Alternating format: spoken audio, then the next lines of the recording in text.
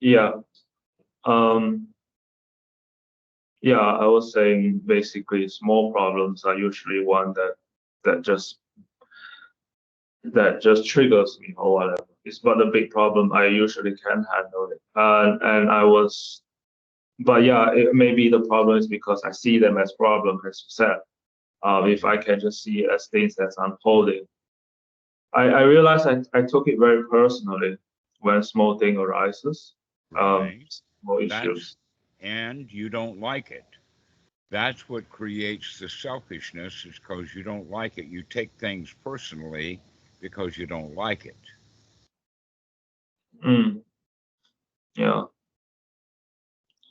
Okay. You called them irritations. yeah. Okay.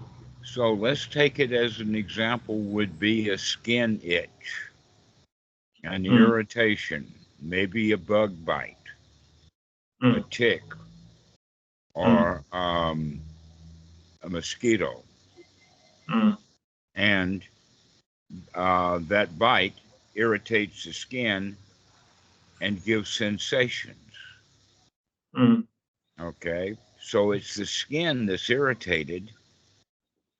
mm, When you don't like that skin irritation, you become irritated. mm, yeah. And you're not the skin. Mm, So you can put some distance in there. That, in fact, one of the things that I've heard from philosophy, and it makes enough sense to use, and that is that when you're really close to something, that you're it. The closer to it you are, the more it you are. And the distance is moving away from it. And the further away you are from something, the less it is you. An mm, example would be if there is a riot in Detroit, mm, that's not you. But if there's a riot on your block, then that's you because you're the block. mm, If there's a riot in your front yard, then that's your riot because it's in your front yard. But that same mm, riot can be in Detroit and it's not yours. You don't care about it. All right. So, in that regard, when the skin is irritated, the skin may in fact be 3, 4 feet away, and you can do something to rub the skin. But when you're very close to it, that makes it you that's irritated, not just the skin. yeah. All right. If that's the case, then maybe the easy thing to do is to put some distance between you and the irritation so that it's not you that's irritated. It's just an irritation. It's just a riot. It's just a mob. It's just a skin irritation, but it's not you that's irritated. Yes. Yes. However, what happens is that you get close to it with the feeling of not liking. This is why we in fact call things a problem, is because we race towards it because we don't like it. We invite things that we don't like and almost invariably push things away that are okay. Yeah. So, can you begin to see the not liking before you call it a problem? Mm, Can you see your feelings of not liking? yes. This is what we were talking about yesterday and all kinds of times. In the Mm, case of the Paticca Samuppada, if you have wisdom at the point of contact, then the feelings that arise you have some control over. mm, And grasping and clinging is actually the same thing as rushing towards it. Yes. Yeah, I see it now. So Oh, the what? mindfulness is going to be for you Mm, to recognize your not liking before you become irritated. Before you think that it's a problem, you can just see, I don't like it. yes. Mm, And if you can see that you don't like it, now you have a whole lot more that you can do with it. For instance, if there's a skin irritation, you can put a balm, a monkey balm, a tiger balm, a lotion. You can put medicine on it. But if you don't like it, you'll scratch it. Well, if that's true of a skin irritation, that's true of anything. That in fact, that's what you call it a problem, is because you're scratching at something that you don't like. mm, mm, And when you're scratching at stuff, whether it's a wife or a house or whatever it is, you're making it worse, not better. mm, In fact, the extreme example is when the doctor comes to a home visit and he can't open his doctor's bag. And so he, in frustration, pulls out a gun and shoots the bag. yes. Okay. So that's the scratching.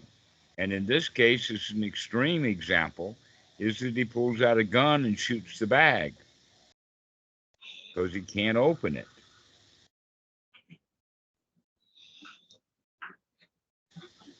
But if we take things with wisdom, maybe he could see that it's got a latch on it or something like that. Maybe take a little penknife and move and jiggle something so that the bag opens. He doesn't have to shoot it with a gun.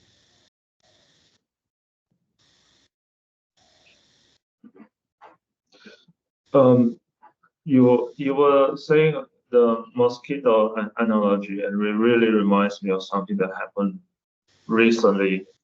Because I'm living in Malaysia, I think the weather is almost similar as in Thailand, which is it's quite well, at least other people perception is saying it's really hot recently. For me, I just find it normal. I don't really find it hot because I know what hot really feels like. Um, to me, this is normal, but I hear a lot of people saying it's hot, and it really got me thinking about this sensation of disliking. Um, does it also come with understanding? Because, well, maybe I'm reaching here, but it's like because from my perspective, I have appreciation for the weather. I know real hot is there's no wind, that and then this dry and humid, that's real hot. I felt it before. Because I know what the worst is like. To me, this is okay. I actually kind of enjoy the hot. It's not really that hot. So I guess what I'm trying to ask is, I feel like when the wisdom is also understanding that things is not really that bad. Is this sort of like this sort of knowledge? Maybe I'm not sure. All right. So that means then that you can start telling yourself that it's not that bad. It's not a big deal. That just because you don't like it doesn't make it a big deal. But when you're close to anything, it looks big. And when you're far away from it, it looks small. Yeah, and it sounds like the ability to get a distance from the object is also knowledge, right? I don't know, because it's like a knowledge of actually seeing things that from many angles. I guess that's what I was thinking about. Because yeah, because I feel like when I'm in this victim mindset, I can only see from one angle. It's this tunnel vision when Yeah, actually there's that's many. another thing about getting some distance from it is that you can get a better perspective. But when you're really close to it, then it's like blinders. You can only see that which is right in front of you. You don't have a perspective.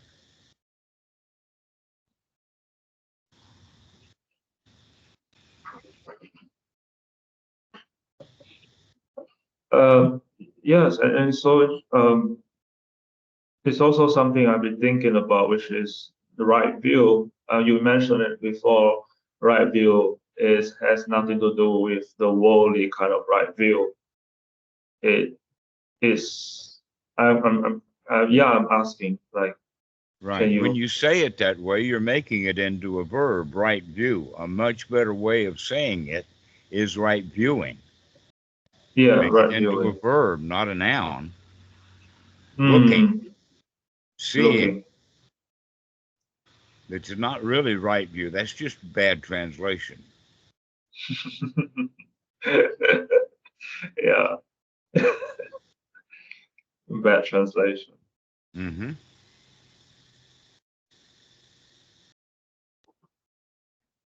So right viewing.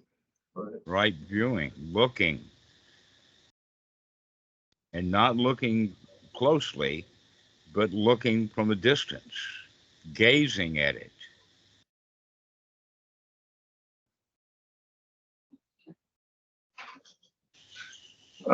I think now that you say this now, I think it was my inability to see that feeling of I don't like it arising and I stand too close to it.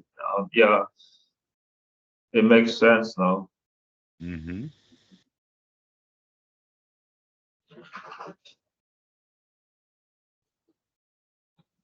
And so you, once you see that you don't like it, you can bring some wisdom to it. You can begin to see that feeling and know that you have a choice about how you feel Hmm. rather than chasing after it, getting close to it, becoming it. That's the grasping and clinging. That's the carrying it around. You have to be pretty close to something to carry it, to care about it. Uh, I guess I have the bad habit of standing too close because it's an old habit of mine that if I stand really close, I can begin to see where can I fix this. When, if I'm really being honest, I feel like 90% of the time it makes things worse. Mm-hmm. Yes, that's right. That if you've got a broken TV right in the room with you, then every time you see it, every time you look at it, you have thoughts of, oh, I need to repair it. But if you take that old broken TV and throw it out, throw it in the city dump where you're nowhere around it, out of sight is out of mind. And so you don't have the thought, I got to fix that old TV, when in fact, you don't have to fix it. You're doing fine right now without it. So you can take that analogy of an old broken TV and bring it to everything. Funny thing about the in the South, the southern part of the United States, many yards of houses are are cluttered with broken things that are never fixed. It makes the house look junky, and it makes the people who feel bad uh, because they keep seeing the broken stuff. They'd be better off if they have that old junk car hauled off and that washing machine and all the stuff that they put out in the yard. Mm, But we cling to all of the broken, dead stuff.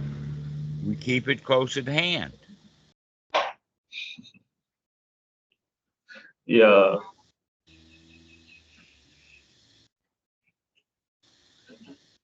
Better to throw that stuff out. You're not going to fix it anyway. You're just going to feel bad every time you see it. no, it makes too much sense.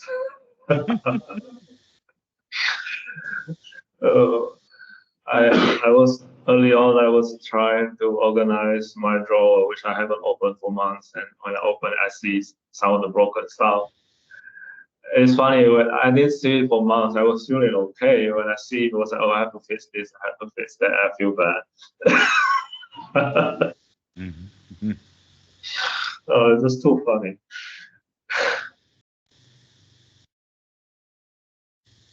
Okay, all right. So So the see job the, is to start looking at how you feel. yes, yes, yes, it makes sense. Yes. And when you recognize that you feel bad, you can also put it together is that you feel bad just because you made that stuff up. The example would be, oh, I've got to go fix that old wrecked car. That's just a thought.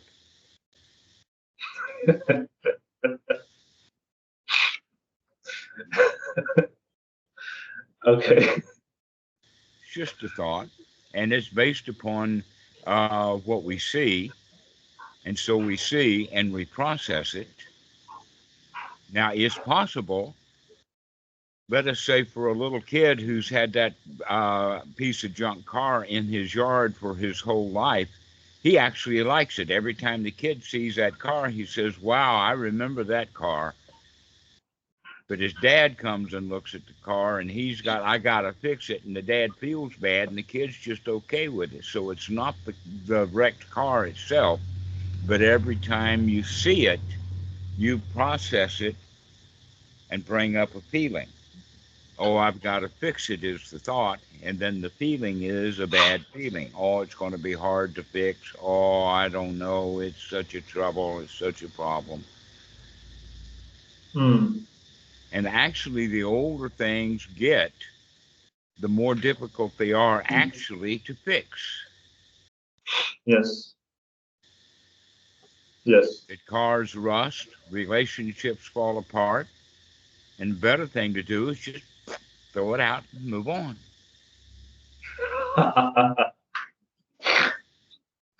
I'm laughing because yeah, it's really that simple. Why do we complicate it? Oh my God. It really is that simple. There's nothing to do.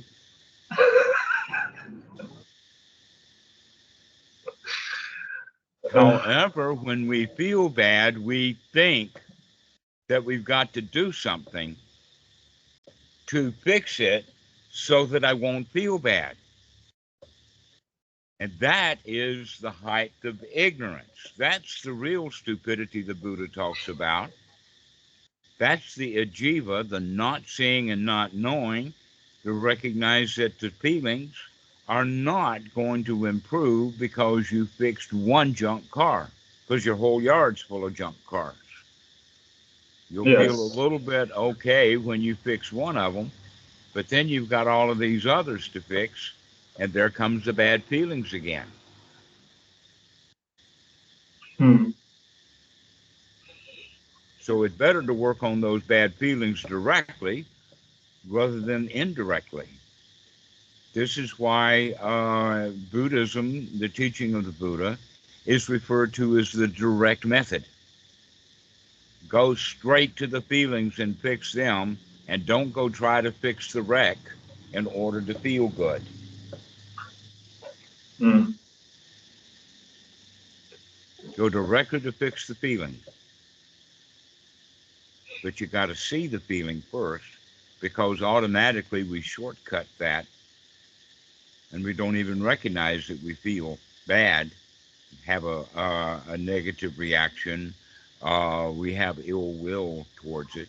Instead, we immediately jump to, I have to fix it, without even looking at that intermediate stage of, I don't like it, therefore I have the thought I need to fix it.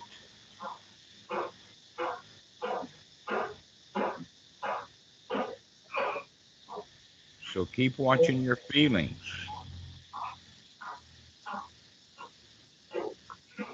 I have. What about in the context of actions? Like, let's say I have unskillful action and I want to fix that, turn it into a skillful. So it's an indirect way of fixing the indirect way of approaching stuff. Is that similar? I don't know. It's bit confusing to me. If I were to give an example, it would be, let's say, I have certain addictions, and I feel good when every day I stay away from it and just keep the mind gladdened. Um, is that because I think subtly it's like I want to do this so I can feel good about myself. I don't know. Is it? Uh, I think it's a similar thing. Maybe I'm just confusing it.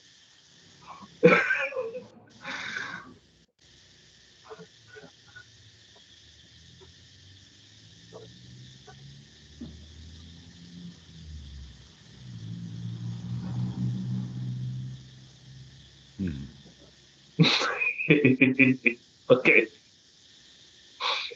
All right. So the practice is to remember to look at how you feel. Okay. Keep remembering to look at how you feel. Because if you look at how you feel and recognize that you feel bad, then you can change that feeling. You can begin to ignore the stuff that you use to feel bad because you made it up anyway. If you can recognize, if you can start having mindfulness where you can see how you feel, you can begin to see how you got impacted by that. This is what Bhikkhu Buddhadasa calls wisdom at the point of contact. Look at how things impact you, how they touch you, so that you can begin to control how you feel about it. The best way to begin to feel about it is by touching yourself in a better way. Oh, I've got to do it is touching yourself so that you feel bad. Or I'll get around to it. I can do that. Then that's touching yourself in a brand new way. So, oh yeah, I can do that. Or yeah, we can put it off. We don't need to do it now. Not a big deal. Yeah. So the first thing you need to do is to start looking at how you feel. Then you begin to see how what it was that impacted you, and then you can make a change about what's happening that impacts you, so that you can begin to control those feelings. Yes. Yeah, you can do that. You can start looking at how you feel. Yes. Yes. But you're going too far. Once you feel bad, now you've made it into a problem. And all really that was happening is you didn't like it and you were ignorant about not liking it, and so you created it into a problem. The reality was, and the important point was, is that you didn't like it. Yes. Hmm.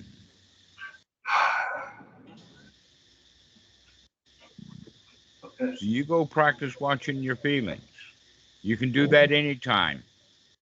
When you're playing with your cell phone, when you're eating food, when you're on the toilet, any place. Start watching how you feel right now. I feel okay right now.